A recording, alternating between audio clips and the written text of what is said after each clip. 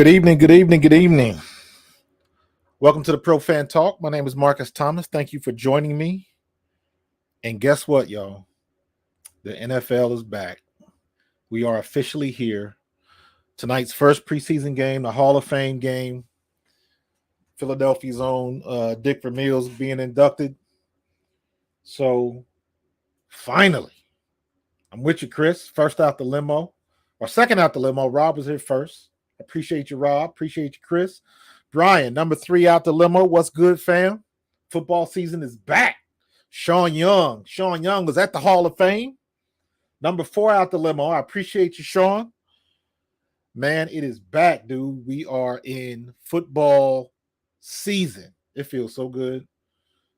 So good. I know it's just preseason, but a lot of stuff we can learn tonight. We can stop just concentrating on what's going on with the Eagles so much. You just watch somebody else play. TK, number 5 out the limo. That's my top 5 right there. What's going on, TK? TK, I'm about to give you some kind of award, man. I got like 10 people joined my Facebook fan page, and it was like invited by TK Washington, invited by Torian. So thank you. Thank you, fam. But man, it's good to be back in football season again, man. It's here. It's for real. No more wondering. This is where it starts. Time to see who can do what. Was that first round draft pick, second round draft pick worth it? Was that trade worth it? All of those questions begin to get answered. But we got some breaking news and some things that was popping off for the last couple of days. So let's get that out of the way so we can get to getting. So the first thing I wanted to talk about real quickly, everybody's been seeing the Brittany Griner situation. That's a hot mess. They get that girl over there like just dangling with her life, and it's a damn shame. So I'm very interested to see how our government would react. You know, there's a definitely a kind of a gender issue, kind of a racial issue. Not that it's a racial issue, but minority women locked overseas, she's not first on the list. Let's keep that real. You know, so I'm very interested to see what our government is going to do to get this girl back home. I've been hearing, let me see where my notes at. They're talking about trading with somebody. They gave that girl a 9-year sentence for marijuana. 9 years. And it's funny because I'm frowning my face this morning when I'm watching the report about it. They giving this girl 9 years because she had a vape pen with marijuana. And it's like, that's just totally unfair. And then I see a thing today, I think it was on social media. This guy gets out of prison. This man was in prison for like 20-something years for marijuana. And the first thing he sees when he gets out of prison is a billboard for a marijuana dispensary. So just the juxtaposition of where things were and where they are now, but not really changing the people that were affected by bad decisions way back when. Ain't nobody trying to fix that. And I hope they don't leave this girl away from her family over in the States. 2-time Olympic medal winner. You know, you would think, let's keep it real. If it was a guy, that kind of stuff would hold a lot more weight. A lot more weight. So I've heard some of the comments. I know, I can't remember who it was. Somebody said something and LeBron chimed in.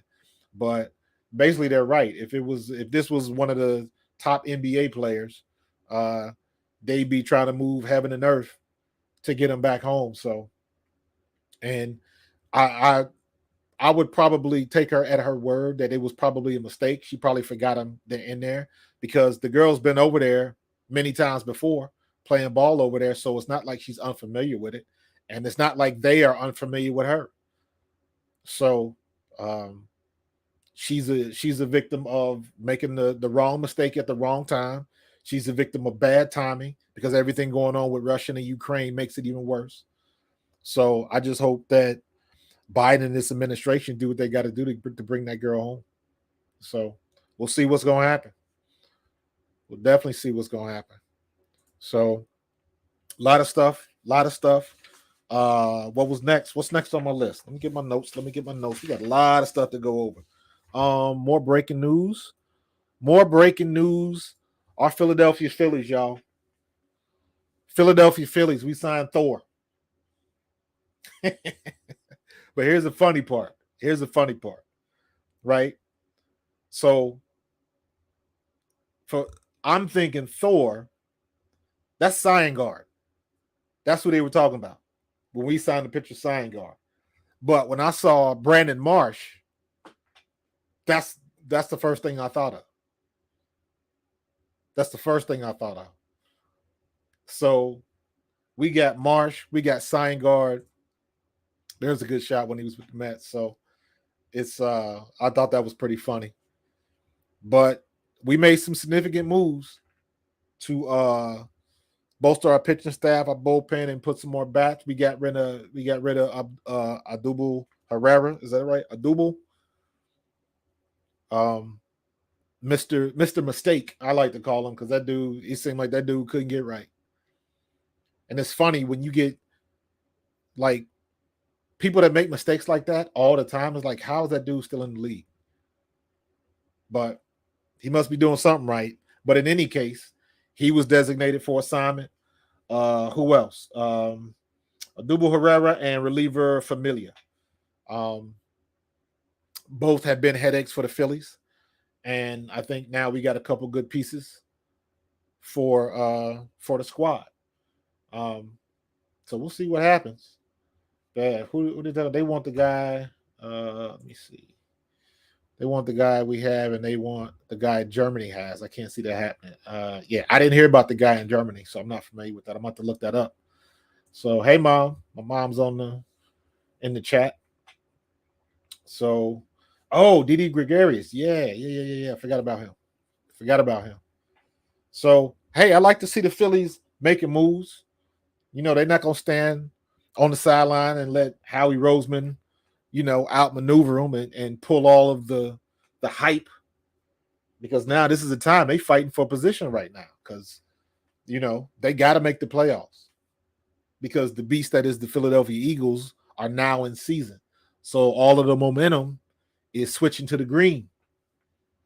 So they got to keep it lively. But I fully expect the Phillies to make the playoffs. I don't know if they're going to, crawl their way in, or they're going to, be comfortable going in. We'll see. Amanda got a question. Let me see. When do you think Bryce Harper will be back? Getting released. And listen, as far as Gregorius getting released, that's the price of doing business. You never know when your time is up, whether or not you're playing well or not. Nobody likes to go through that situation and the upheaval that happens. Most people don't. Most fans don't really understand or appreciate that part. I've been a part of that. It is not fun. I know I talked about last week about I think it was either last week or the week before, we talked about Hard Knocks. And I don't watch the show because I know on that show there is going to come a time where they show people getting cut. And that's tough. You got to uproot everything, and that apartment you just paid a 6-month lease on or longer. Now you got to pay for that, and whatever else is, whatever else it costs to live where you going, if you're going anywhere. So there's a lot of stuff that goes into that, but that's the price of doing business. As far as Harper coming back, I'm not sure. I know I believe he got the pins out of his thumb. So it's all going to be about him getting his hand ready, being able to grip that bat, not being gun shy. Because I guarantee you, if and when he comes back, because I know he's going to come back. When he comes back, everybody's throwing inside on. Everybody's throwing inside of. So they're going to see what he's got. If he's going to be gun shy with the bat, bailing up out of there, because guess what? You don't want to get hit in the thumb again or the hand again. So, and rightfully so. That's what teams should do. Because when that dude gets his back going, you can cancel Christmas because Bryce Harper is the man. So it'll be interesting to see how quickly he can get up to speed. Now, having said that, before they bring him back on the field, he will have plenty of time to be in the batting cage, to face live pitching. They're going to do all of that before he steps on the field. But still, when you're facing somebody else, it's always a little bit different. So I expect him to be back before the playoffs. So Phillies just got to handle their business. They just got to handle their business. Let me see. Yeah, September-ish. That's what I heard too. That's what I heard too, man. So it's a good question. My thing is, I never doubt that he was coming back. The mental part of it. That's you coming back from an injury, just like me playing football. If I'm a running back and I twist my ankle, you know what? Better example. Look at Brandon Graham. Look at BG. BG popped his Achilles. And I saw the piece that the Eagles did on him. You can catch it on their website. And they just showed him doing rehab and training and stuff like that. And when you are a football player and you lose your explosion, you popped an Achilles. That controls everything. So when you have to rehab that, it's one of those things where it's good until it isn't. And there's nothing you can do about it. When he got injured last year, there was nothing wrong with BG. He just took that step at that angle, torqued a little bit too hard, trying to make a tackle, and it went. Tire blew. And there's nothing you can do about it. But when you rehab, and like now, all the reports I've been hearing, he's been on the field, he's flying around the field, moving full speed. And the thing that people want to see is, does it look like he's favoring that leg, or the side that he popped his Achilles? And no. All the reports have been like he's flying around like nothing ever happened. And that's where you want to be, because that is a mental thing. You got to get over that mental hurdle so you can get back to where you were. Same thing when you tear a knee. A good example on the flip side is going back when RG3 rehabbed and came back too soon. Way too soon. And I'll never forget that, because he was on camera. There was Washington was playing. He wasn't in the game, but he was rehabbing. He wanted to show everybody he was ready. So he did a 50-yard sprint from the end zone, and the crowd went nuts and everything. And it's like, dude, you tore your knee. You can run in a straight line, but you RG3. You an elusive Michael Vick type quarterback. So running in the straight line is not what you do. And what did he do? Came back too early and tore his knee again. And now he in the broadcast booth. So that type of stuff is a mental game. Ultimately, the doctors are going to do what they're supposed to do. The player is going to do what he's supposed to do. But ultimately, when the player steps on that field, it's getting over that mental hurdle to know you're full speed. You can turn it on. You can stop on a dime. You can explode. All of that kind of stuff. So we'll see, man. But for sure, Ryan. For sure. I appreciate that, Swoop. But anyways, man, it's a lot of stuff going on. Let's see who is next on the docket. Oh, tonight. Let's get it popping. Hall of Fame game. Jacksonville and the Raiders. And our boy Dougie P. So it'll be interesting. I just want to see, because I believe Doug Peterson is going to do some things with Trevor Lawrence. Get that boy some time. Doug Peterson's got a history of coaching up quarterbacks. I don't know what happened with Carson Wentz. Well, let me say he coached Carson Wentz up in the beginning, and then he fell off at the end. So I don't know what got into Carson's mind. I still say, and you guys have heard me say this before, Carson Wentz wasn't right ever since he took that hit to the back of the head by Jadeveon Clowney. So I don't know. But I think he's got the perfect situation down in Jacksonville. He's got a pretty good organization, good owner, a pretty decent team. And he's got a golden boy at quarterback. He's in the perfect spot. So we'll see what's gonna happen. Ryan, man, you coming in hot and heavy, ain't you, brother? What you got? Let me see. I'm about to pick one. How often will the birds with 3 and 4? 4-3. Will the birds use 3 safety? Blah blah blah. I'm super excited. Man, dang, come on, Ryan. All right, let's go down. Let's go down. Let's go down. How often will the birds play 3-4 as opposed to 4-3? I don't know. I am expecting Coach Gannon, to not be anything like he was last year. He's got all of the dogs he needs. He's got no excuses on offense. We got a bomb ass linebacker core. We got a bomb defensive line, and I believe that our secondary and our linebackers are going to be hellacious, off the chain.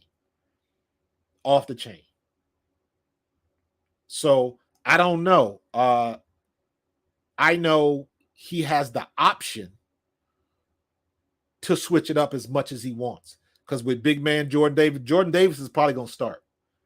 That's what it's looking like based on the things I'm hearing from camp. Right now, the only person I know, I listen to the Eagles reports on the app and stuff like that. But for me to get like some realistic stuff, I try to listen to Barrett Brooks when he's on in the afternoon, because he's giving it from a player's perspective. So his perspective comes from, us being in the locker room and we know what we see, as opposed to somebody that's always keeping it positive, or somebody on the rah-rah tip, or on the flip side, somebody that's down, like all the anti-Hurts people, all of that kind of stuff. Every time Hurts throws an interception, he's the worst thing since rotten bread. He throws a touchdown, he's the best thing since sliced bread. But it's his practice, so it don't matter. You got to understand the nuances and the different things that go on in practice. You can throw a pick, and I wish there was a way that the NFL could count this stat. How many times a quarterback throws a pick, but it wasn't his fault? Receiver ran the wrong route, receiver fell down, something like that. You're supposed to read a hot route, the receiver reads it wrong, and the quarterback throws it to where you're supposed to be, and there's a DB waiting to take the pick six. So a lot of times you might see mistakes, and it's only going to show up on the quarterback stat sheet, but it's not his fault. So, but to your original question, Ryan, I don't know. I think a big part of that is what they're going to do with Hassan Reddick. Hassan Reddick is a hybrid. You can pay him as a linebacker, or he can put his hand in the dirt. He's effective either way because he's that fast. I don't know if y'all remember last year when we almost lost that game to the Panthers. Hassan Reddick was killing Mailata. Killing him. Mailata he couldn't keep up with him. Hassan was too fast. So I expect, because we got that, and then you got Josh Sweat on the other side. Josh Sweat is apparently having a good camp. So we have the flexibility and the personnel to do a lot of different things and do them effectively. So the pressure's on Gannon. So we'll see what he's going to do. Will the Birds use a lot of 3 safety sets? I don't know. I've been hearing, I've been, from everything that I'm hearing, Marcus Epps is ready to play. Period. I ain't heard nothing about Tart. The 2 defensive backs that I've been hearing about the most, haven't heard much about Slay, but I haven't heard much bad about Slay either. So he's where he is. The people I've been hearing the most about is Marcus Epps and James Bradberry. Bradberry is going to be a player. Giants never should have let him go. They didn't really want to let him go, but that was a business decision and contractual and all of that kind of stuff. So our benefit. But James Bradberry is going to be a baller. Marcus Epps is going to be a baller. Slay is going to be a baller. Matt, we still got Avante. So it we got our defense is going to be hellacious. And I'm predicting that our team might be what's What's up, Irvin? Irvin Fryer in the building, y'all. What's going on? My brother. Good to hear from you, man. Our defense, and this is me putting this out there, and this is just my opinion. We might have a defense kind of like not as good, but kind of trending in that direction like the 2000 Ravens. And the reason I say that is because that 2000 Ravens team, their defense was so hellacious, and they had an average quarterback at best. That's when Dilfer came in, and they went to Dilfer rode the defense to the Super Bowl. And in my opinion, Jalen Hurts is much better than Trent Dilfer. So this defense is trending in that direction. So I'm very interested to see how we do. I think we are a gangrene Philadelphia defense team again. Like the whole gangrene moniker is coming back because our defense is going to be nasty this year. Just straight nasty. I am so hyped to see what Jordan Davis is going to do playing right next to Fletcher Cox. Somebody got to make a choice. Somebody got to make a choice.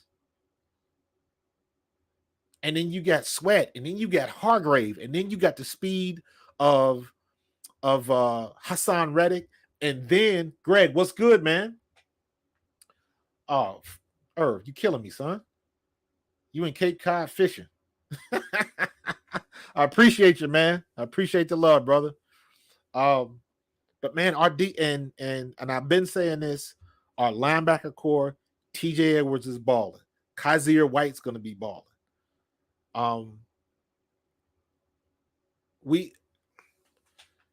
Nakobe Dean might not start. I don't see him starting. Because our core right now is solid. I think they're going to bring him in, but I think that's a much better situation for him because all he got to do is sit back and learn. So when he gets in the game, he is going to hit the ground running. I'm looking for Kaiser White to be a beast.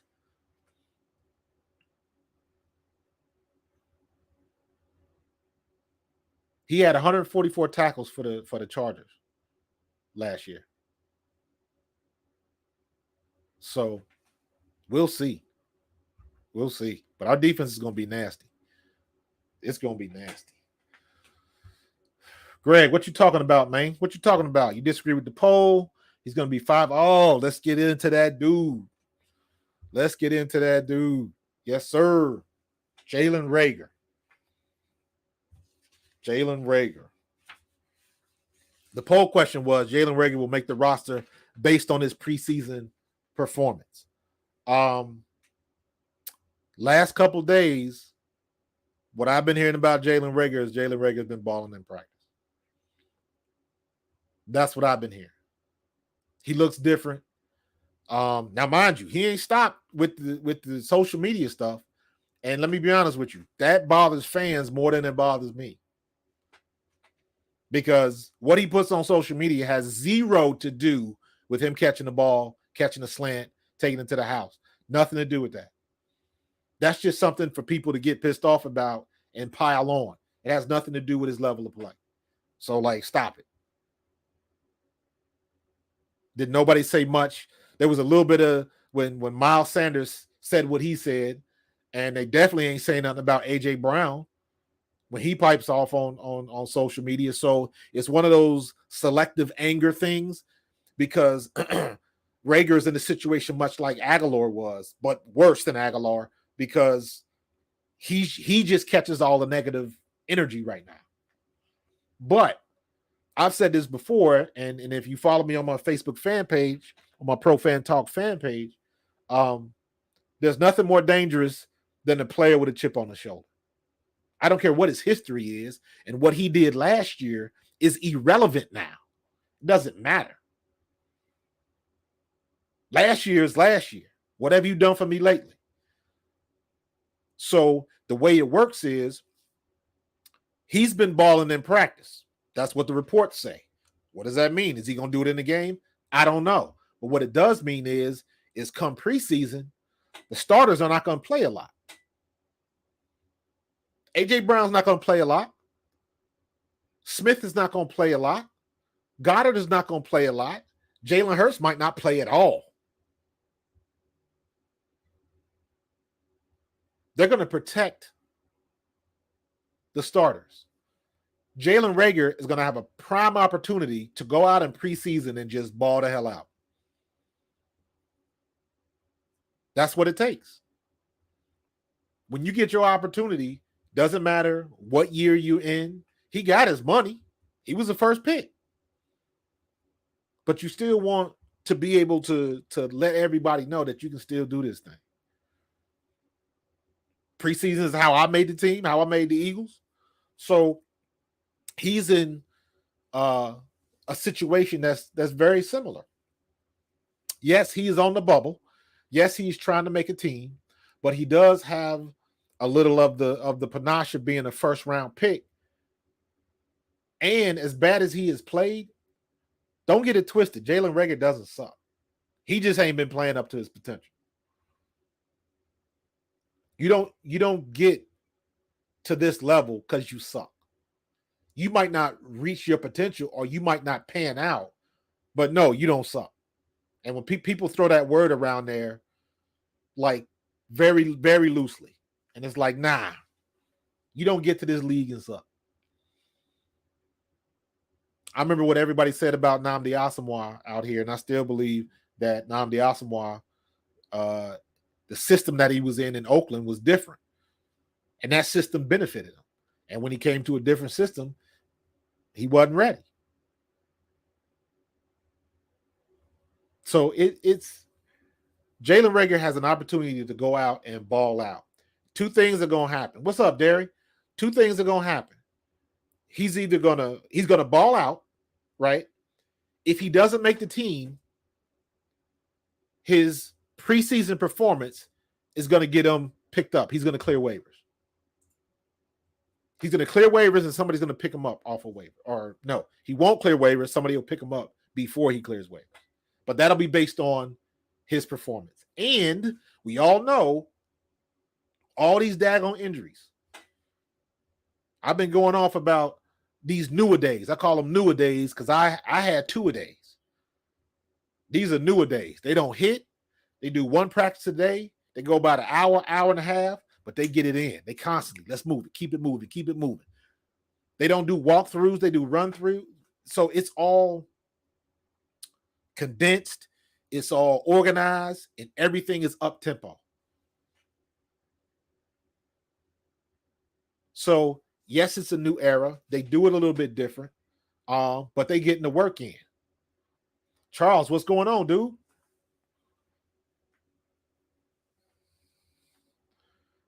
Let me see. I was getting into that, Greg. After Reagor, how do you feel about new version of training camp? Here's the thing. And I got notes on this. Again, these are newer-a-days. They don't do too much hitting. They're all about mental work.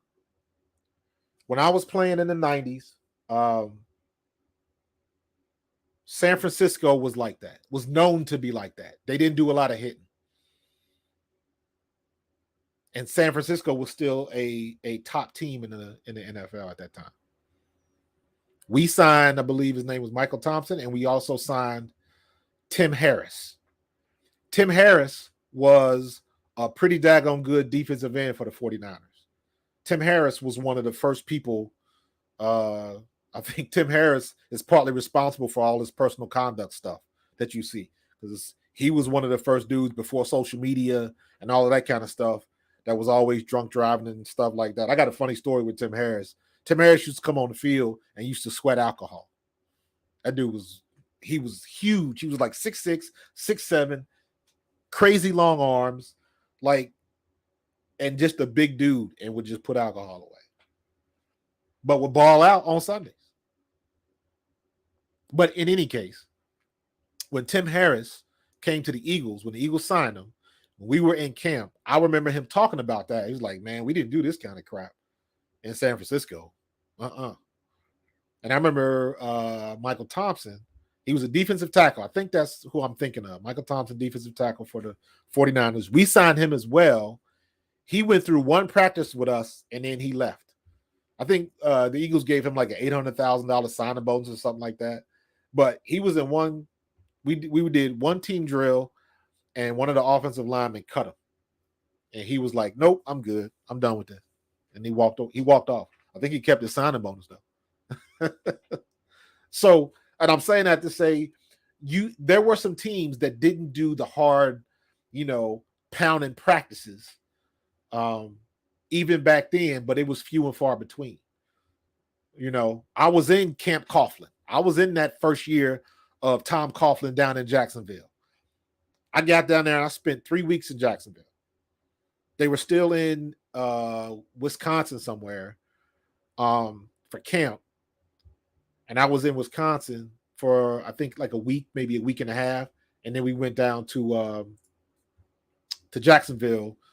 And I remember, in Jacksonville, that was the first time I had ever experienced like a daytime fog, the humidity and all the stuff you hear about down in Florida is true. That stuff that humidity down there is no joke. But Camp Coughlin was no joke. Camp Coughlin was no joke. Coughlin had us banging down there. And you see what happens. We got James Washington, wide receiver for Dallas, out. I believe he's ankle. I think he's a knee. Ryan Jensen, the center from Tampa Bay, out. Tim Patrick, wide receiver from Denver, out. Demaria Crockett, running back from Denver, out. Jordan Poyer, safety from Buffalo, out. And Amari Cooper rolled his ankle, busted up his ankle for Cleveland. He's out. So Jordan Matthews, I didn't see that, Sean. Jordan Matthews, torn ACL, out. So listen, there's something to be said. It's funny, I'm old school now. You know my saying, you can't have old school without cool. But I'm old school now. I'm not get off my lawn dude. Because I see some of the things and I'm like, man, we could have never did that stuff back in the day. And it's funny how with the social media, because I said this last week, everybody gets so caught up with social media. And I'm like, this is the era for social media. So it works both ways. So when people want to dogpile on Reagor because he put something in social media, what do you expect them to do? When we played, if it was something in an Inquirer, you knew who wrote it. Because it wasn't that many beat reporters. You knew everybody that came in the locker room that would stick the mic in front of your face and record. You knew who it was. And regardless of what they said, they had to come see you later on during the week. If you read something in the paper, more times than not, whoever wrote it would be in the locker room either after a game or after a practice. So you had an opportunity to see them face to face and like, hey man, what are you writing? Ray Didinger told a famous story when him and Dick Vermeil got into it. Because the Eagles were sucking. Ray Didinger was writing about it, and Dick Vermeil didn't like it. So they had words. But my point is, they had to see you. Now you got all these keyboard warriors that can write whatever they want to write, true or not. And the funny thing is, when one of the players comes back, everybody loses their mind. He needs to be focused on game, get off social media. I'm like, man, it took him 20 seconds to write that. He probably wrote that sitting on the pot during a break. It didn't take no time for him to think about that. But everybody wants to jump on it like, oh, he's not concentrating. That's the last thing he should. I'm like, you can't do that. You can't put that toothpaste back in the tube because everybody is accessible now. So you mean to tell me somebody that wrote something about me, I can address it immediately and he'll see it? Yeah, because can you imagine? Just imagine in 1993 if Seth Joyner, Byron Evans, Clyde Simmons, Wes Hopkins, Eric Allen, Andre Waters, Randall Cunningham, Herschel Walker, Just imagine if any of them dudes would have been able to go at some of the people that wrote some crazy stuff about the Eagles back then. If they can just think of something, type it up in about 20, 30 seconds, and then send it, and knowing the person that wrote it would see their response. Don't think for a second we wouldn't have done that. Technology just didn't exist. But you want Pete Evans. What's good, man? Fans want a level of confidence and ego in your elite players. It exists in all elite players, some more than others. And part of that confidence, part of that ego is you ain't going to just say any old thing to me and just think you can get away with it. The problem is now a lot of people can because of social media. So when you get an opportunity as a player to address somebody who's coming at you, however you perceive it, and I'm saying you, however the player is receiving it, because a lot of this information is not vetted. A lot of people are throwing stuff out there. I saw the thing about Deshaun Watson, and now there's a post going around, like all of this stuff that Ben Roethlisberger was saying. I was like, did anybody vet this? Is anybody sure he actually said this? Because if he actually said this, I'm like, nah, that's pot calling the kettle black right there. But people throw that stuff out there because you have a level of apathy where people will throw stuff out and they don't care how it affects people. They don't care. They just throw it out there because they don't think they can do it with impunity because they don't know nothing's coming back. Derry, it was a hard practice today, but you got to understand there's a difference between practicing hard and going to the ground. So when we did 2-a-days up in Westchester back in the day, when we went, we would do one-on-ones. We catch passes against the DBs. Then we would do 7-on-7s. And then we would do team, 11-on-11. Team was live. Even if you had shoulder pads and shorts, it still went live. And live means if they give me the ball and I'm running through the line, somebody's going to put me on the ground.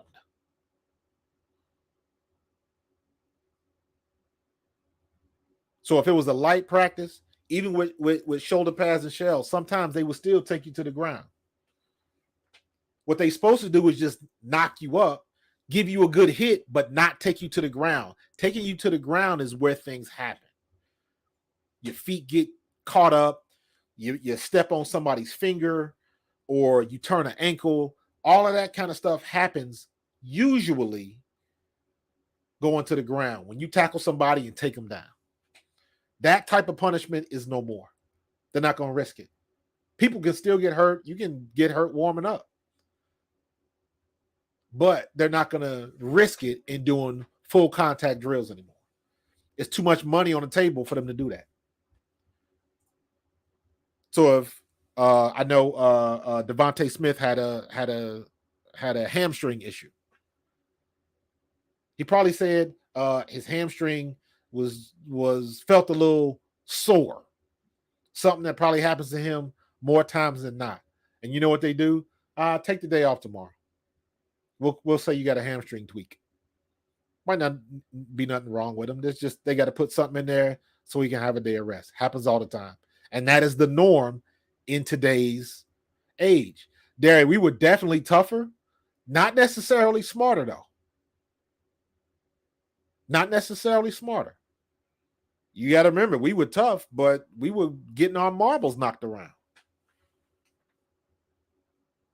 So it was a give and take. And now we're finding out with CTE and all of that kind of stuff, it's taken a lot more than it's given. So don't get it twisted. I do not take for granted that I got all my faculties. My memory ain't what it used to be. I'm sure, Irv, if you still in the house, you understand what I'm saying. But there are two men that I played with that are dead because of CTE. Wes Hop, Andre Waters, out of here. And don't think for a minute, I don't think about that. I didn't have a long career,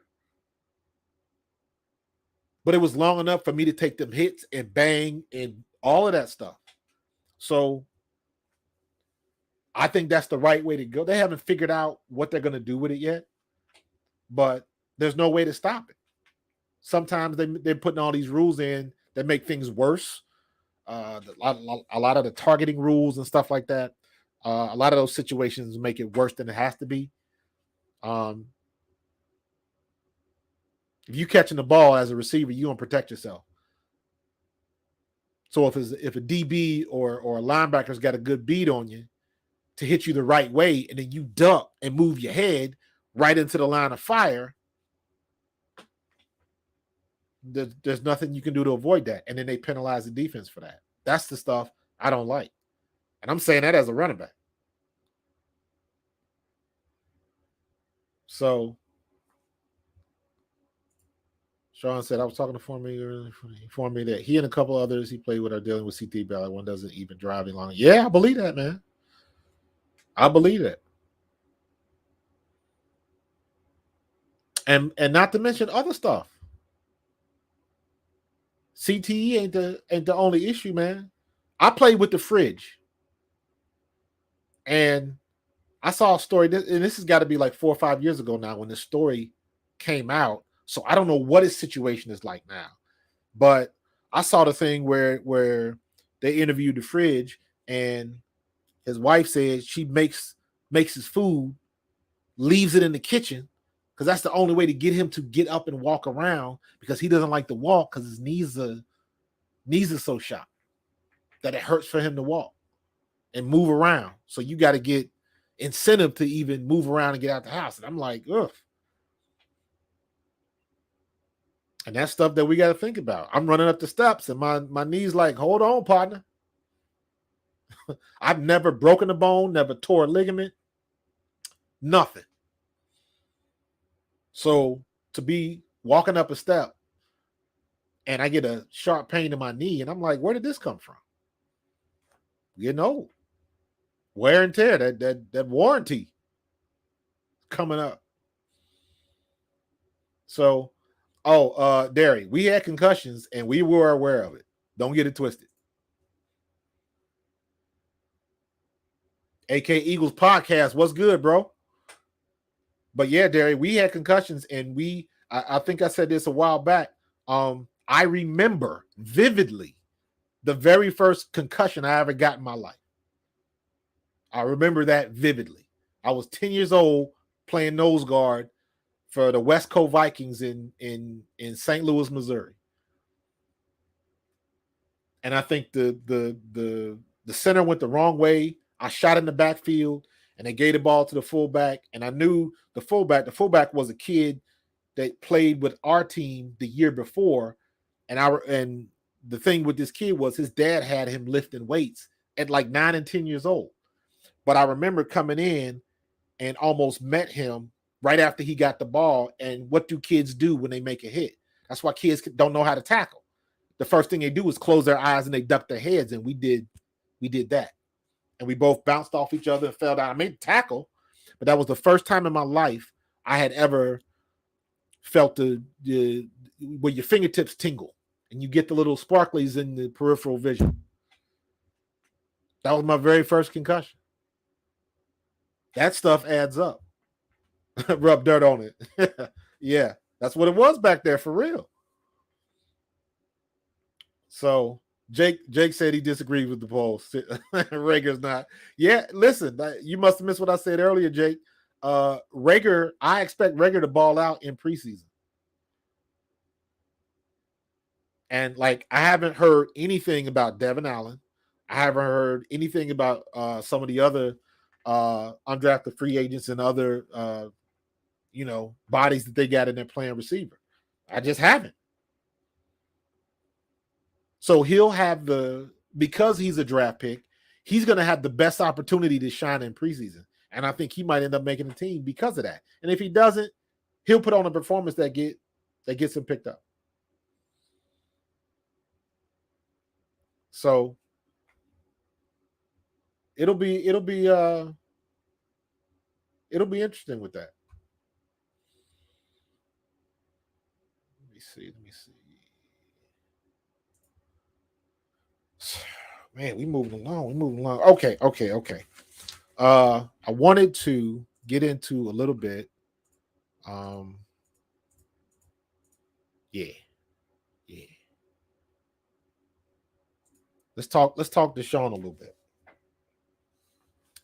Now, one of the things I got to look up, because I'm very interested to see all of this information and all the testimonies from the four girls and that Sue L. Robinson did. I want to go back and look at what did the initial case that got thrown out for lack of evidence. What I'm curious to see what if they get all of this evidence now. Why didn't they have it the first time? And I know a civil case is basically a court of public opinion, basically. Let's keep it real. That's what it ends up going to.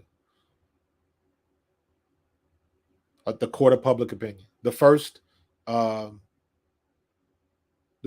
believe the reason, and I could be wrong, I got to do some more homework on this, but I believe the lawyer that first offered a settlement to Deshaun, he wanted $100,000. And that was before all of these people came out. So there's question marks there. But my question is, what did they see now that they didn't see the first time? And if they didn't see the first time, what kind of investigation was done? You know what I'm saying? So, because I know the ramifications of what happened the first time are a little bit more dire and a little bit more real world. Because if he gets convicted, if that goes to trial the first time, he's going to jail. So that scenario to me seems like that's a little bit more important. Now you fast forward, that was thrown out. Now you got the civil case. Now it seems like that's court of public opinion. And they hired the lady, Sue L. Robinson. She did what she was supposed to do. She acted like a judge and said, yeah, you probably did some of the things they're accusing you for. And based on the NFL's past history, here's what we're going to do. That's where the problem lies.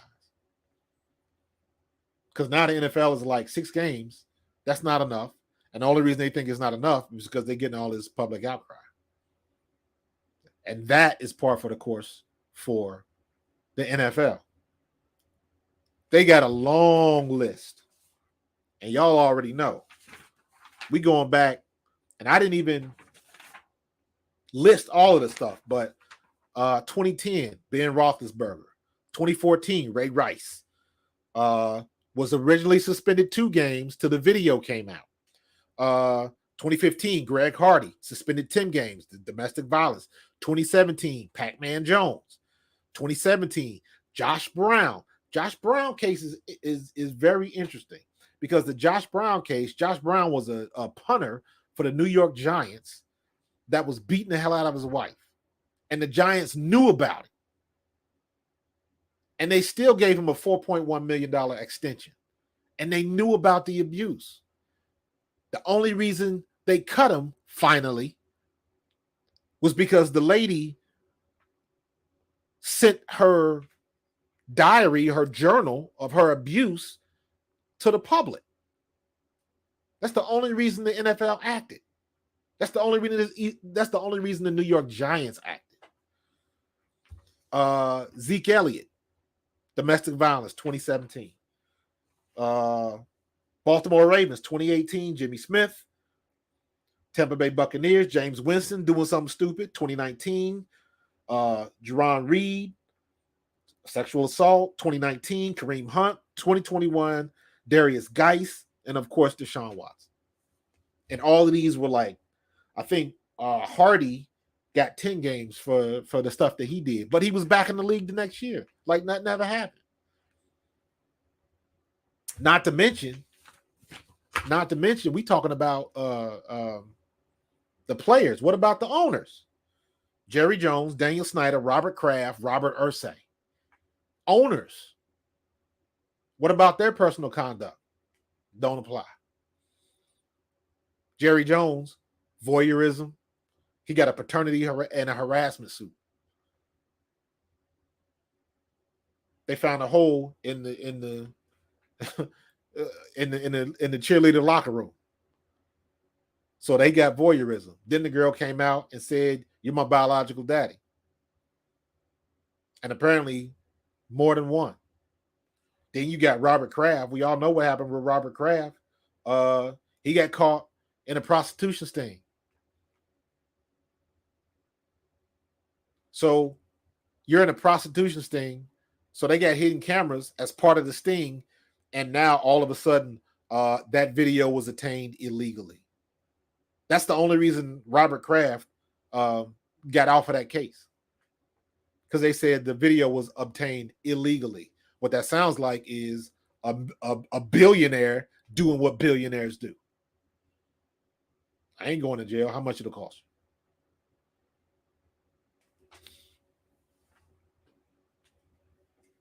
Daniel Snyder is in so much stuff.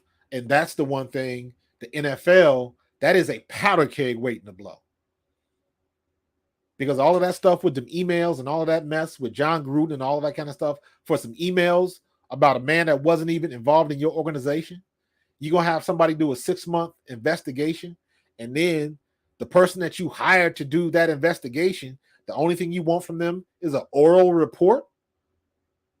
You don't want nothing written? You don't want, no. NFL was like, just tell us about it. So Robert Ertzey, same thing, had a drug issue, had a mistress, personal conduct. One of these things ain't like the others. But there's a lot of stuff that the NFL is sitting on, and it's just like total hypocrisy. Total hypocrisy. People say that Goodell is not a good commissioner. I beg to differ. The commissioner works for the owners. He's doing exactly what he wants, what they want him to do. Everybody's making money. They're trying to cover this stuff up. With the owner down in Miami, they put in the findings that they use language that would indicate or have somebody that they might think that they wanted them to tank game. But they didn't find anything. They found tampering and everything else. But just because you use the language that would make someone think you wanted them to tank games, that doesn't count. So basically, they're trying to wipe all of that stuff with Brian Flores off the table. And they said it in like the results, the written summary of the investigation. They said as much, but they didn't go after him for that because they know if they do, that's a problem. They're not going to try to disrupt that betting money. They mess up the betting money, they got a real problem. Back to the Daniel Snyder thing. Why is the Daniel Snyder thing a big problem? The emails, the problem is who answered the emails. Because I guarantee you, there's probably some owners that was talking that racial stuff down with the homeboys and the good old boys, and probably said some stuff that they would never think would get out in a million years. And if that stuff gets out, that's going to blow up on the NFL in their face.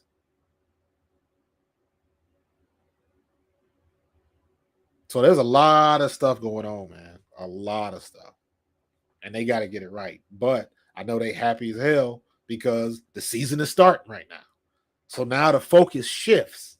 So all of this Deshaun Watson and all of this stuff in the courts, everybody forgets about it because your team is playing on Saturday and Sunday right now. And they are so glad.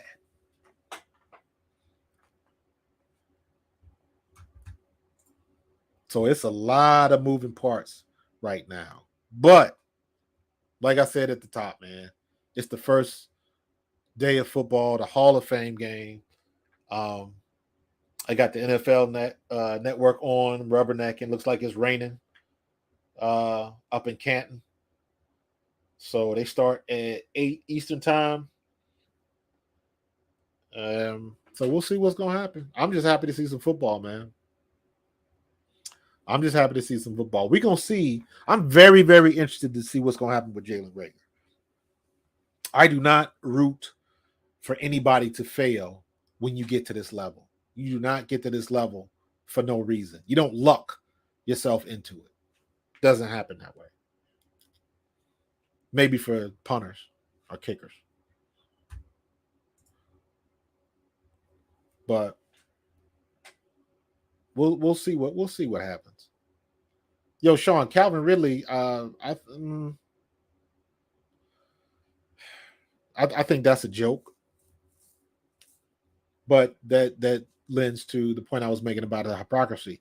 The NFL cares more about its money than its people. That ain't nothing new. That is definitely not nothing new. Mind you, we talking about the league. If you want to go back, let's go back. They used to fine a man because they didn't like the headband he was wearing. Remember Vince McMahon for Chicago? I was about to say Vince, but quarterback McMahon for Chicago used to wear the Adidas thing, but nope. The league had a deal with Nike or whatever, whoever it was, Reebok or whatever. So they fined him. Then he wore the helmet that said "Hi Pete" for Pete Rozelle, who was the commissioner at the time, and they fined him for that now. You know, they can fine you if you're in the game, like say me as a running back. If I get tackled and somebody pulls down my sock and I don't pull my socks up, they can fine me for that. They will call down, have somebody let you know, like, hey, pull your socks up. That there are people that do that. I remember, I believe it was, and I believe it still is, if you chuck a ball into the stands, I believe that's $5,000 or something like that. Some ridiculous amount for a $60 ball. Crazy. They're going to get their money back. That shield is going to get paid. So,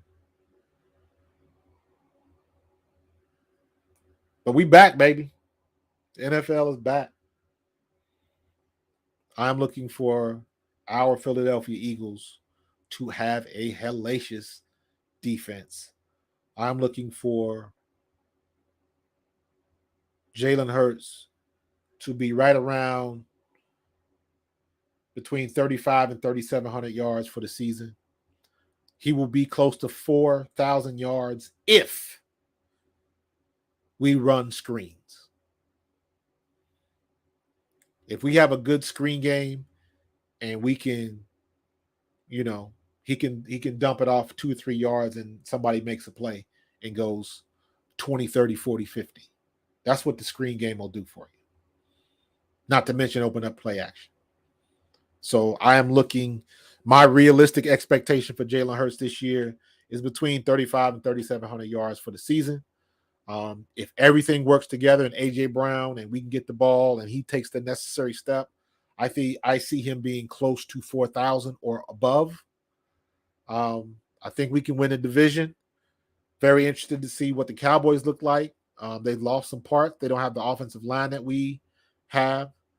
But they still have Dak Prescott. Dak Prescott at this moment is a better quarterback than Jalen Hurts, period. And we got to deal with that. So when I made reference to the 2000 Ravens, our defense is going to be there. All we need is for Jalen to put 3 scores on the board. I need 21 points, man. That's what we need. We need 21 points a game. We got to get in that zone 3 times. And now if you look this week, I put a post out. I found a video on YouTube. It played back all of the touchdowns that we got called back last year. All of the touchdowns. And you look at it and you're like, what a difference that would have made in some games. That we gave up, in my opinion, we gave away 2 wins. We should have been an 11-win season. We shouldn't have lost to the Giants, and we should have beaten the Chargers that first game. We should have had an 11-win season this year. If you want to round it down to 10, because We should have beat the Giants. Jalen Church, that was the deuce game where he laid the deuce. But we also should have lost to Carolina. We got lucky that game, so that balances itself out. So let's just say 10 wins, or however you want to look at it. But we gave away some dubs on the field last year, and we can't do that this year. Everybody agrees that Jalen is that dude. He just got to produce. He just got to be good. He don't even have to be great. He just has to be good. And he didn't throw a lot of picks last year. Again, Carolina and New York. He had three each game. So that's 6 picks. I believe he ended up with 11 or 12 for the year.